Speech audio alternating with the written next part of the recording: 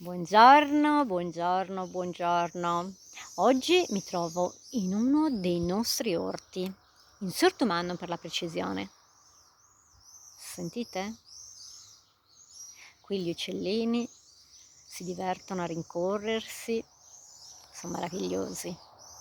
Vedete dietro di me? C'è un bellissimo albero di noci. Sembra sfiorare il cielo. Di là ce n'è un altro e laggiù c'era Sanusi, un famosissimo albero, moltissimi l'hanno conosciuto, è stato tagliato nel 1970. Questo terreno era di mia bisnonna, appartenuto a mia bisnonna, che aveva ereditato da suo padre, quindi il mio trisavolo, nonno Serra. Mia bisnonna aveva conosciuto il suo grande amore proprio a casa sua, perché il mio trisavolo, suo padre affittava delle camere e ne aveva affittato una anche al segretario comunale, dottor Coni, il mio bisnonno. Si sono innamorati e hanno creato il mio, uno dei miei zii, il primo figlio. Qui è stato concepito qui a Sterzili. E questo mio zio è arrivato alla soglia dei 104 anni, zio Modesto. Lui mi ha sempre raccontato questa storia e poi si sono sposati, e mia bisnonna è andata a vivere con suo marito a Osini, dove sono nati tutti i suoi figli, 9.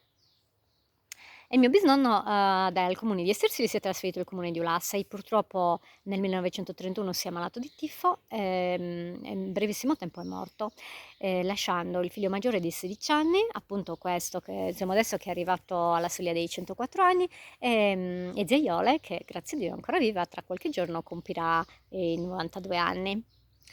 So che a molti di voi piacciono le mie storie, per questo mi sto dilungando un po'. Purtroppo, dopo che mio bisnonno è venuto a mancare, lei, no, bisnonna Agnese, ha deciso di tornare a Estersili perché suo padre aveva molti possedimenti e per lei sarebbe stato più facile crescere questa famiglia numerosa. Appunto in questo terreno chiamato Sortomano, laggiù in fondo, ehm, c'era questo grandissimo albero di noci, fino al 1970. Nel 1970 lei è stata convinta che l'albero si fosse ammalato, e quindi sarebbe stato meglio tagliarlo per poter recuperare almeno il legname. Mia bisnonna, che aveva veramente dovuto sacrificare per crescere questa famiglia, per non perdere almeno il legname, aveva consentito malvolentieri. Questa persona, dopo molti anni, si è persino vantata di aver convinto questa Becigedda, e commise l'errore di raccontare questa storia proprio in presenza di una mia parente che per poco non se lo mangiò vivo. E non si trova neanche troppo lontano, non è del comune di Esterzili, è un paesino abbastanza vicino. E niente, purtroppo di questa noce rimane solo il ricordo, però adesso in tanti diranno: ah sì, Sanugi, che c'olianta una barriga omini si può da imbrassare, perché era talmente largo, grosso questo tronco, che occorrevano un paio di persone per poter cingerle la circonferenza. I rami arrivavano al di là della strada. Abbiamo qualche bellissima fotografia che racconta questa storia.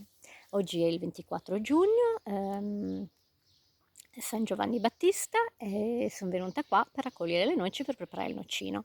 Lo preparerò in due modi, con la grappa e con l'alcol. Adesso raccoglierò la noce, che ancora chiaramente è nel mallo. Per una ricetta taglierò le noci, per una ricetta le immergerò nella grappa intere. Bene, adesso inizio la raccolta con il mio cestino.